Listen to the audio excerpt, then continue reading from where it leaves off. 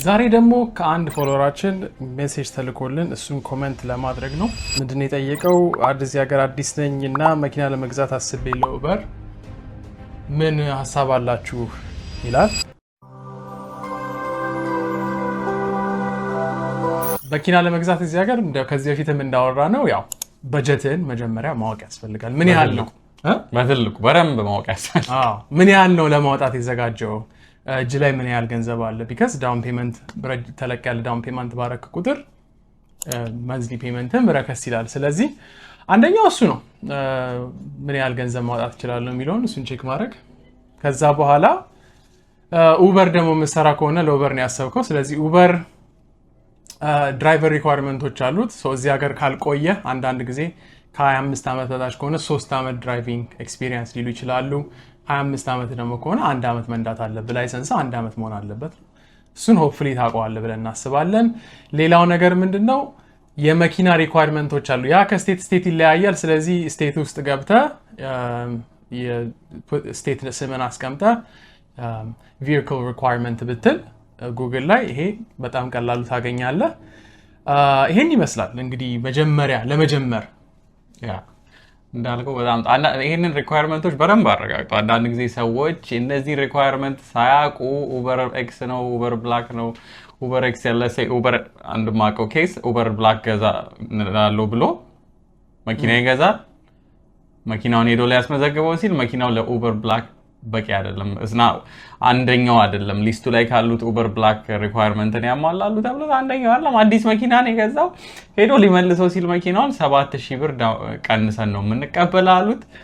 እንግዲህ እንደዚህ አይነት ትልልቅ ችግር ውስጥ ልገቡ ትችላላችሁ። ሌላውም እንዳለው ሪኳየርመንቱን ኤክስፒሪየንስ ሳታውቁ 1 ዓመት ሳይሞላችሁ ወይ 25 ዓመት በታች ሆናችሁ 3 ዓመት ድራይቪንግ ሬከርድ ሳይኖራችሁ ለመንዳት አስባችሁ ከሆነ ሜቢ ኢዝ ናት ፎር ዩ። ሌላው ነገር እንዳለው ቀላል ነው። እዚህ ሀገር መኪና ለመግዛት 2 አማራጭ ነው ያለው። ኦንላይን አለ ኦር ዲለርሺፕ መሄድ ትችላለህ።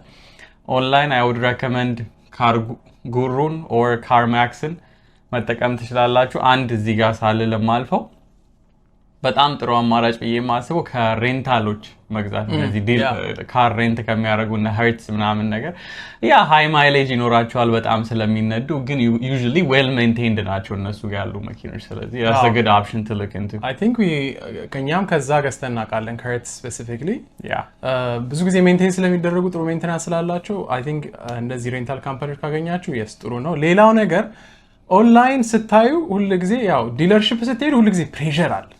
ስለዚህ እዛ ሄዳችሁ አሁን ለምሳሌ የመጀመሪያ ጊዜ እኔ አሁን የመጣው ጊዜ የተሰማኝን ስሜት ብነግርህ በቃ እዛ ጋር አድን ብሎክ ፓምፕ አድርጎክ በቃ አንተን ከበጀት ውጭ ሊያስገዙ ይችላል ወይ ደግሞ ያልፈለግከውን መኪና ሊያስገዙ ይችላሉ። እና ቤስት ኦፕሽን is ካርጉሩ እና ካርማክስ ላይ ሄዳችሁ እዛ ላይ ሰርች በክራይቴሪያን በምትፈልጉት ለምሳሌ እዛ ላይ የሪኳየርመንቱ ላይ ለምሳሌ ኡበር ኤክሴል የምነዱ ከሆነ አንዳንድ ጊዜ 10 ዓመት በላይ ያልሆነ መኪና ይላል። ስለዚህ የሆነ 7 ዓመት የቀረው መኪና ነው መግዛት ያለባችሁ። ስለዚህ እነዛን ፊልተሮች አስገብታችሁ ካርጉሩ ካርማክስ ላይ ፕራይሱን ካያችሁ በኋላ then you can go to the ዲለርሺፑ ጋር ትሄዳለህ ማለት ነው። እና ሪዝንም ማዘጋጀት አንዳንድ ጊዜ ፕሬሸሩ ከባድ ነው። እነዚህ በጣም ቢገርሙ ሴልስ ፐርሰኖቹ በጣም አሪፍ ናቸው። እና አንዳንድ ጊዜ ሰው ሲጠቀሙ የሰማሁት አንድ ጊዜ ሚስቴን አናግሬ ነው አሁን መግዛት አልችልም ኦር ሌላም ሰው ይዘህ ከሄድክ አይ ቆይ እስቲ እናውራ ምናምን ብለህ የሆነ ነገር ማድረግ ትችላለህ። አንዳንድ ጊዜ እነዚህ ሰዎች ሳይን እንድታረግና እንድትወጣ በጣም ፕሬሸር ያደርገዋል። እና አንተ ከዛ ስትወጣ የ30,000 ብር ዶላር ተሸካሚ ሆነ ነው የምትወጣው። ስለዚህ በጣም መጠንቀቅ ያስፈልጋል። እና ሌላው ነገር ምንድነው? መኪና ስንገዛ ሴፍቲ ቼክ ሊስቶች አሉ፣ መደረግ ያለባቸው ነገሮች። መኪና ስትገዛ መጀመሪያ ሎ ማይሌጅ ነው መግዛት ያለብህ ይሄን መኪና አይደለ። ለምሳሌ ኡበር ምናምን መሰራ ከሆነ ትነዳዋለህ፣ ረጅም መንገድ ነው የምንነዳው። ስለዚህ አንደኛ ምን አይነት መኪና ነው የምትገዛው? ኦብቪየስሊ ቶዮታ is the way to go። ሆንዳም አሪፍ ነው። ሌላው ልክ መኪናውን ካየ በኋላ ኦንላይንም ካየ በኋላ ካርፋክስ የሚባል ዌብሳይት አለ። እዛ ላይ ትሄድና ቪን ነምበሩን እዛ ከዌብሳይቱ ላይ ተወስድና ቪን ነምበሩን ታስገባለህ። ካርፋክስ ላይ I don't know last time I checked 20 ምናምን ብር ነበር ቦር ቻርጅ የሚያደርጉት። ያንን ከፍልና ምንድነው የሚያደርገው? ያ መኪና ያለውን ሜንቴናንስ ሂስትሪ በጣም ኢምፖርታንት ነው። ስለዚህ መኪናው ያለውን ሜንቴናንስ ሂስትሪ ቪኑን አስገብተህ vehicle identification number ነው የሚባለው፣ እሱን ታስገባና ከተገዛ ጀምሮ አንተ እስክትገዛው ድረስ ያለውን ሜንቴናንስ ሂስትሪ ማየት ትችላለህ። ስለዚህ ያ ምን ይረዳሃል? ሜንቴናንስ ሂስትሪ አሪፍ የሆነ መኪና ከሆነ ወደ ሎንግ ተርምም ስነዳው ችግር አያመጣብም። you just follow through ሜንቴናንስ እንትኑን እየተከተለ እየቀያየርክ ታደርጋለህ ማለት ነው። እና ቶታል የሆነ ሪኮል ያለው መኪና ምናምን የሆነ ግጭት ያጋጠመው መኪና ምናምን ካየ እና don't get excited እና you don't have to commit እንደዚህ አይነት መኪኖች አለመግዛት ይመረጣል። preferably እንዳለው ብለዋል መሰለኝ low mileage የሆነ መኪና I think the estimation በአመት ስንት ይነዳል ነው የሚባለው? ከ12 እስከ 15000 ማይል ነው የሚነዳው። ስለዚህ አንተ 5 አመት የቆየ መኪና ስትገዛ አሁን ለምሳሌ የ2020 መኪና ስትገዛ 5 ሲባዛ በ15000 ወይ በ12000 አርገ እዛ አካባቢ እዛ ሬንጅ ውስጥ ያለ መኪና ነው መግዛት ያለብህ እንጂ ለምሳሌ 2023 መኪናው ነው 120 የተነዳ ከሆነ this is a red flag, so you don't want to buy እንደዚህ አይነት መኪና። ስለዚህ within that range የ2011 ከሆነ 2012 2015 ከሆነ የቀሩ ያለውን ይር ታይምስ አቨሬጅ የሚባለው አሜሪካ ውስጥ ከ12000 እስከ 15000 ማይል ነው ፐር ይር። ስለዚህ ያንን ታባዛና you get a good range። ይሄ መኪና ተረግጧል አልተረገጠም? ሌላው ነገር ምንድነው ሬኮሜንዴሽኑ? let's take UberX ዝም ብሎ UberX ነዳለው ብለህ የምታስብና እንደዚህ አይነት ነገር ውስጥ ገባለው ብለህ የምታስብ ከሆነ የመጀመሪያው ሬኮሜንዴሽን ማንም ሰው ካየሁት ኦንላይን የሚሰጠው ብዙ ሪሰርቸሮችም ከሚሉት ፕሪያስ ነው። ቶዮታ ፕሪያስ በጣም ጉድ ቫልዩ ይሰጣል ብለው ያስባሉ። ዋናው ሪዝኒንግ ቢንግ ማይሌጅ በረንብ ይሰጣል በትንሽ ጋዝ እና በዛም ሎንግ ላስቲንግ የሆኑ ቬሂክሎች ናቸው እነዚህ። ለብዙ አመት ተነድተዋል፣ ተረግጠዋል። ሌላው ቶዮታ ኮሮላም አለ፣ ሆንዳ ሲቪክ ጥሩ ኦፕሽን ነው። ካምሪ ምናምን አለ። ዲፔንድስ ምን አይነት ኡበር ለመስራት እንዳሰብ። ሌላኛው ነገር ምንድነው እንዴት አድርገን ነው የምንገዛው መኪና ቫልዩ ጥሩ ነው የምንለው? ለምሳሌ ዝም ብለህ ከመሬት ተነስተ የ2011 መኪና 5000 ብር 6000 ብር ነው ይላል፣ ግን አንተ አፎርድ ስለምታደርገው መግዛት የለብም።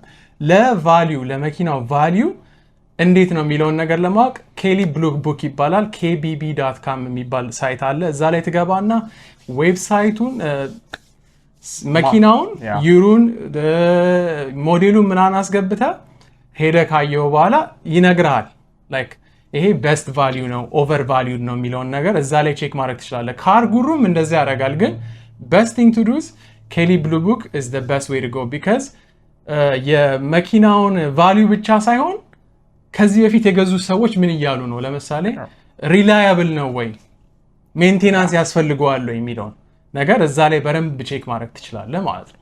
ይሄ በጣም ብዙ ሰው ይሄን ነገር አያደርግም፣ ግን ሰው የሚለውን ሰምቶ ይገዛል። አሁን የሆነ ሰው እኔ ሼቭሮሌት 10 ዓመት ላስት አድርጎኛል አለ።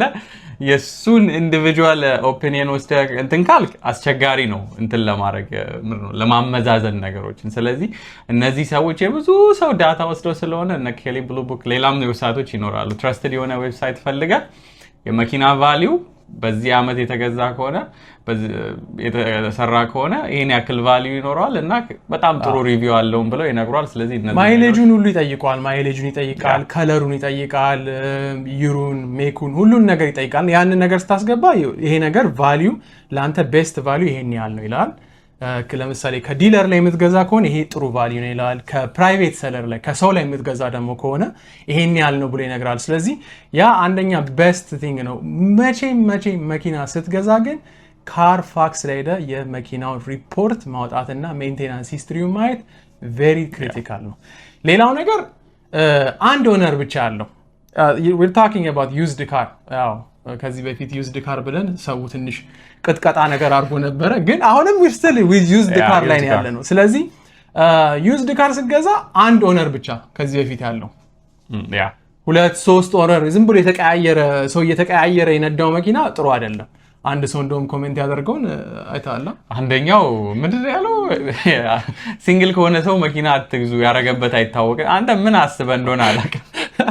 አንተ እና አይ ቲንክ ይሄ ጥያቄዎችን ይመልስላል ብለን እናስባለን። ሌላው ነገር ጀስት የመጀመሪያ ጊዜ ነው አልቆየውም ስላልክ ለሌላውም ሰው እዚህ ሀገር ላልቆየው ኡበር ለመስራት ያሰበ ሰው ጀስት እኛም ሰርተነዋል። መኪና አይችልም ሲባል ነው ያቆምኩት።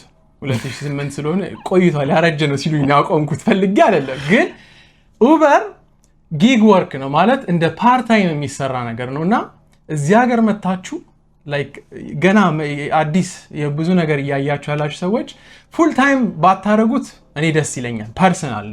እናንተ ያው የራሳችሁን ሲቹዌሽን የምታውቁት እናንተ ናችሁ። ግን ጊግ ወርክ እንደመሆኑ አንጻር እንደ ፓርት ታይም ብትሰሩና ሰፕሊመንት ብታረጉ ራሳችሁን የሆነች ነገር ላይ ለማድረግ የሆነ ነገር ለማድረግ ስታስቡ እንደዚህ በጎን የሚሰራ ነገር ቢሆን አሪፍ ነው። ያ ልክ ነው።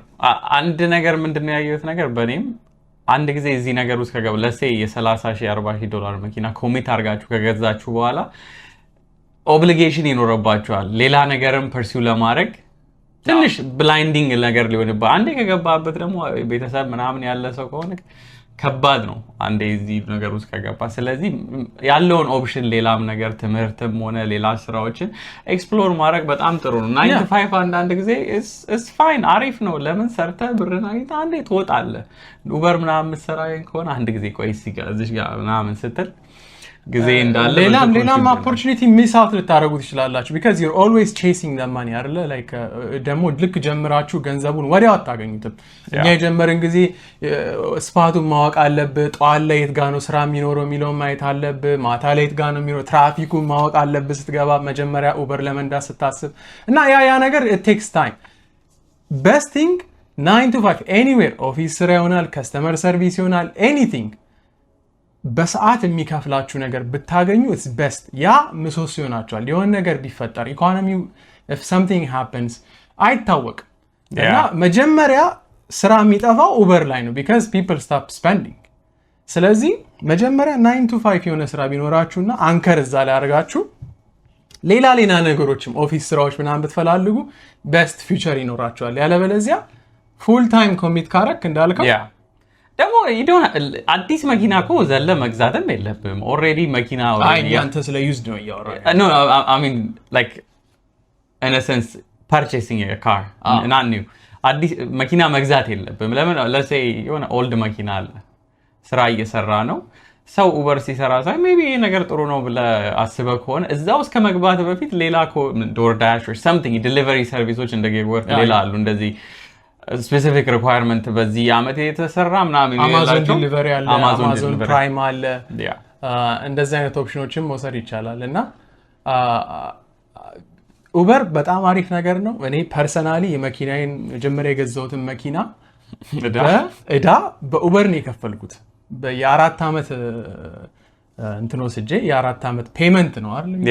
የ4 ዓመት ወስጄ በ2 ዓመት ነው የሰራሁት። እና ኡበር is a good thing ምንም ጥያቄና መልስ የለውም። ግን ፓርት ታይም አድርጋችሁት በጎን እሱ ሲቀጠቅጡ ኤክስትራ የምታገኙት ገንዘብ ሲሆን ይጣፍጣል ለማለት ብዬ